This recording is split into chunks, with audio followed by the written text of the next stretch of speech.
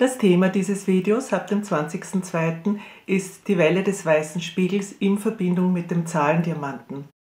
Das heißt, ab dem 20.02. bis zum 4.03. werden wir insbesondere mit Spiegeln vom Außen konfrontiert. Mein Name ist Gertrude Köck, ich bin Numerologin, ich bin Coach und ich bin Wegbegleiterin. Numerologie ist zu meiner Passion und Leidenschaft geworden. Und meine Botschaft ist, du bist ein Diamant. Bereits vor 20 Jahren begegnete mir der Maya-Kalender und ich verbinde in diesen Videos Numerologie und Mayawissen und begleite dich durch die Rhythmen der Zeit. Lebenskraft, im Fluss sein, glücklich sein, Leichtigkeit, erfolgreich sein, das ist es, wonach wir streben und was wir uns alle wünschen. Wenn da nicht das Leben wäre, das uns immer wieder Hindernisse vor die Füße legt. Das Leben ist unser Lehrer und das Leben ist gleichzeitig unser Spiegel. Unsere Welt ist eine Spiegelwelt und daher kann es leicht sein, jetzt in den nächsten 13 Tagen in der Welle des weißen Spiegels, dass uns verstärkt Hindernisse vor die Füße gelegt werden, beziehungsweise dass uns etwas gespiegelt wird, das wir uns im Besonderen ansehen sollen. Wie du damit umgehen kannst, erfährst du in diesem Video. Du bist ein Spiegel für dein Umfeld und gleichzeitig spiegelt dir dein Umfeld deine eigenen Inhalte. Die Welt ist eine Spiegelwelt. Wir reagieren auf Schwingungsfrequenzen, auf Resonanzen in unserem Umfeld. Trifft ein Ton auf einen Ton mit der gleichen Schwingungsfrequenz, so tritt dieser Ton mit der Frequenz in Resonanz. Ein praktisches Beispiel aus der Musikwelt. Eine Stimmgabel mit dem Ton C wird angeschlagen. Befindet sich eine weitere Stimmgabel mit dem Ton C in der Nähe, fängt diese zweite Stimmgabel diese Tonfrequenz auf und wird auch zu klingen beginnen. Der Ton spiegelt sich in dieser zweiten Stimmgabel. Im Alltag und auf uns Menschen übertragen kann das so aussehen. Du bist zum Beispiel in einem Gespräch. In diesem Gespräch fallen ein paar Worte, die dir sehr nahe gehen und dich an eine unangenehme Situation erinnern, die du vor einiger Zeit erlebt hattest. Es könnte sein, dass darauf in Folge dein Körper zu reagieren beginnt. Zum Beispiel dein Brustkorb, dein Brustraum beginnt sich zusammenzuziehen. Kälte kriecht dir den Rücken herauf. Was passiert in diesem Moment? Die Worte deines Gegenübers erzeugen in dir Resonanzen auf Erlebnisse, die deinen Erinnerungsspeicher aktivieren und plötzlich hast du das Gefühl, dass du dich inmitten dieser schon längst vergangenen Situation befindest. Unser Körper ist ein Resonanzraum. Unsere Zellen speichern Erinnerungen und Erlebnisse. Positive Erlebnisse versetzen uns in Glücksgefühle. Auf negative Erlebnisse, auf negativ Erlebtes beginnt unser Körper entsprechend zu reagieren. Glücksgefühle sind immer willkommen. Um Schmerz zu vermeiden, schieben wir meist unangenehme Gefühle wieder zur Seite. Ja, und was hat das jetzt mit dieser Spiegelwelle Maya zu tun, die am 20.02. für 13 Tage uns dementsprechend herausfordert, uns im Spiegel zu betrachten? In diesen 13 Tagen sind wir aufgefordert, sehr achtsam mit Themen umzugehen und bewusst hinzusehen, die uns von unserem Umfeld gespiegelt werden. Die Welle der roten Schlange hatte die vergangenen 13 Tage auf körperlicher Ebene die Ebene der Körpersäfte, das heißt Blut und Lymphe, angesprochen. Hier war es wichtig, den Körper zu klären und zu reinigen. Und diese Klärung des Körpers wirkt bis in den emotionalen Bereich hinein. Bitte sieh dir dazu auch das Video der roten Schlange vielleicht nochmals an. In der Zeit des weißen Spiegels geht es darum, eine Ebene tiefer zu gehen und sehr achtsam zu sein, wie du auf emotionaler und körperlicher Ebene auf dein Umfeld und damit auf deine Spiegel im Außen reagierst. Mein Tipp: sei deshalb sehr achtsam und wach und beobachte dich in Momenten, wo du zu reagieren beginnst. Wie rasch lässt du dich von Aktionen in deinem Umfeld aus der Bahn werfen? Wie rasch beginnt etwas in dir anzuspringen? Wann ziehst du dich zurück? Was schiebst du vor dir her? Die Zeit des weißen Spiegels ist eine geniale Zeit, dir selbst auf die Spur zu kommen. Das fordert die Bereitschaft, sich seiner inneren Spiegel zu stellen, sich bewusst zu machen, was es ist, das da in mir zu reagieren beginnt und, wenn ich es erkannt habe, freizugeben. Und das ist der Prozess, den das Leben unentwegt von uns fordert. Erkennen, annehmen und loslassen. Loslassen kann als sehr schmerzlich empfunden werden. Und falls du für dich keine Ahnung hast, wie du durch diese herausfordernden Momente gut hindurchgehen kannst, dann kann eine numerologische Analyse über den Zahlendiamanten Licht ins Dunkel bringen. Der Zahlendiamant zeigt deine inneren Strukturen auf und damit erkennst du, in welcher Weise und warum du auf dein Umfeld immer wieder in ähnlichen Situationen reagierst und wichtig, was es braucht, deinen eigenen Kreislauf zu durchbrechen. Und nun zum 20.02., zum Maya-Kalender, dem weißen Spiegel, dem Tag 1. Die Herausforderung des weißen Spiegels zeigt sich im Zeichen links, dem gelben Stern. Wenn wir aus unseren inneren Spiegeln heraus leben, so fällt es uns schwer, das Schöne und Gute, das uns umgibt, zu erkennen. Genau das aber will uns der gelbe Stern vermitteln. Der Stern sagt, erkenne die Schönheit, die in allem wohnt. Erkenne die Schönheit auch in schwierigen, herausfordernden Situationen. Ich erlebe es in Analysen, dass, wenn der gelbe Stern in einem Menschen wirkt, dieser Mensch zu Nörgelei neigt. Und woher das kommt, verrät der Spiegel. Kläre deine Spiegel und du wirst immer mehr zu deinem wahren Kern gelangen.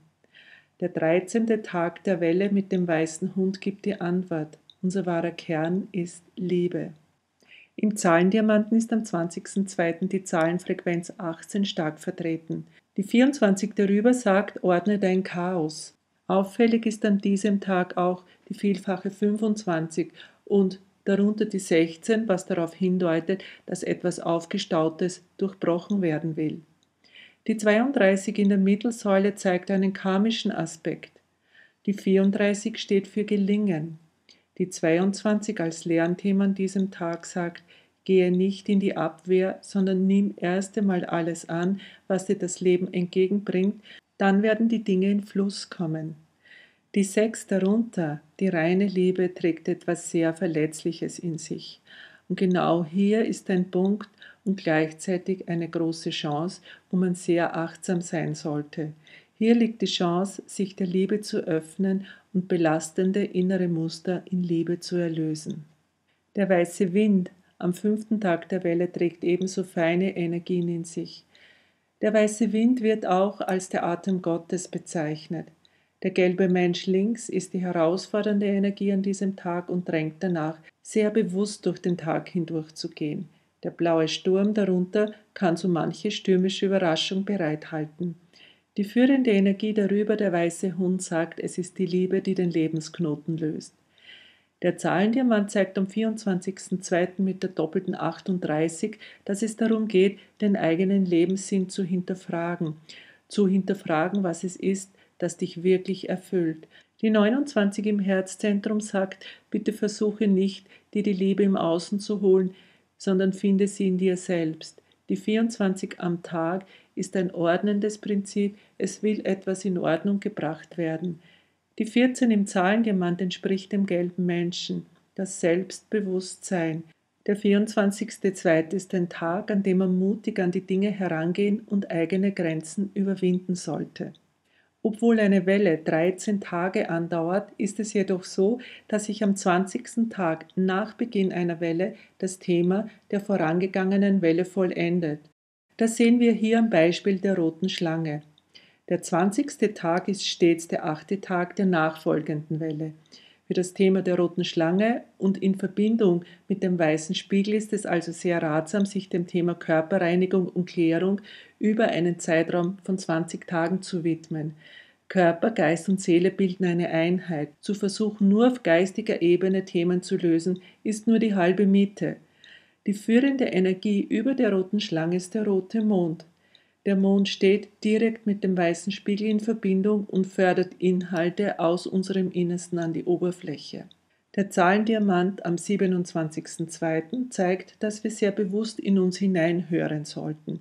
Die 29 als Lernthema sagt ganz deutlich, bleib bei dir, suche nicht nach Zustimmung und Anerkennung im Außen. Interessant ist, dass an diesem Tag die körperbetonte Zahl 26 direkt im Herzzentrum wirkt, ähnlich wie am ersten Tag in der Welle der roten Schlange. Bitte achte an diesem Tag wirklich bewusst auf deinen Körper. Und bitte beachte auch hier die 32, die doppelte 24, die 23 und die 13. Hier will etwas in Ordnung gebracht werden, etwas transformiert und ins Licht geführt werden. Wenn du mit sehr viel Achtsamkeit durch diese ersten beiden Wellen im blauen Zeitschloss gegangen bist und die innere Bereitschaft hattest, wirklich etwas verändern zu wollen, dann wirst du an diesem Tag viel an Klarheit in dir spüren. Der 12. Tag einer Welle ist ein Tag der Klarheit. Das Leben ist ein ständiger Prozess von Werden und Vergehen. Es ist die Liebe, die heilt und befreit. Der weiße Hund zeigt dies und gleichzeitig vollendet der weiße Hund am 13. Tag diese Welle. Der gelbe Mensch erkennt dies durch die Bereitschaft, sehr bewusst durch die Prozesse des Lebens hindurchzugehen. Am 12. Tag der Welle zeigt der Zahlendiamant die 18 in der Mitte. Die 18 ist das Spiegelthema an sich und ist der Schlüssel, der die Tür zur Fülle in uns aufsperrt.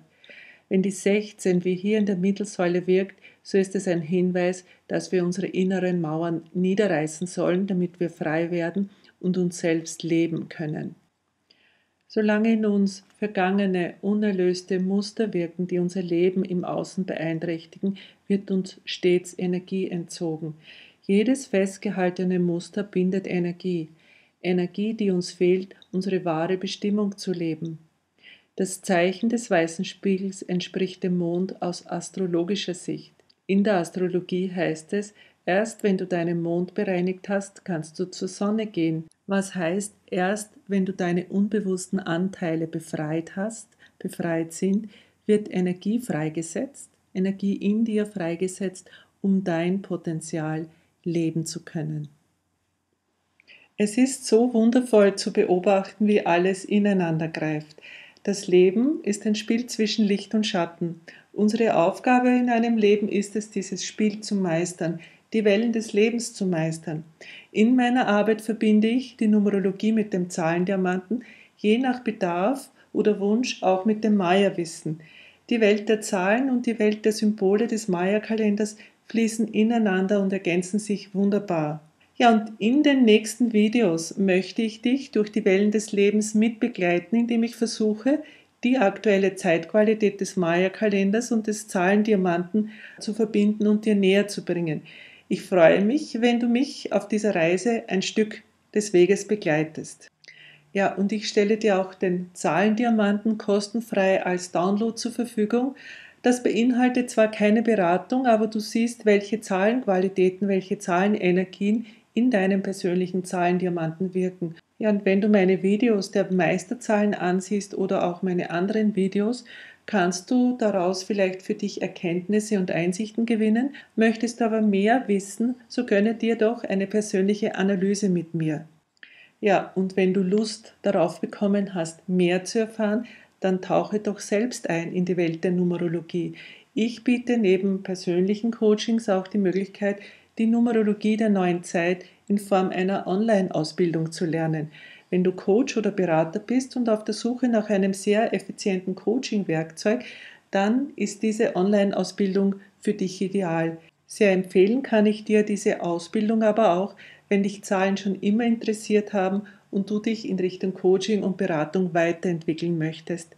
Bitte schau dir dazu auch mein Webinar zur Ausbildung an. Im Text unter diesem Video findest du Links, die dich zu meinen Angeboten und zur Ausbildung führen. Ja, und wenn dir dieses Video gefallen hat, so teile es doch bitte mit deinen Freunden, schenke mir einen Daumen hoch und abonniere diesen Kanal. Im nächsten Video entführe ich dich in die Welt der Maya und der Zahlen und begleite dich durch die aktuelle Zeitqualität. Ich danke dir, dass du dir für dieses Video Zeit genommen hast. Vom Herzen, Gertrude.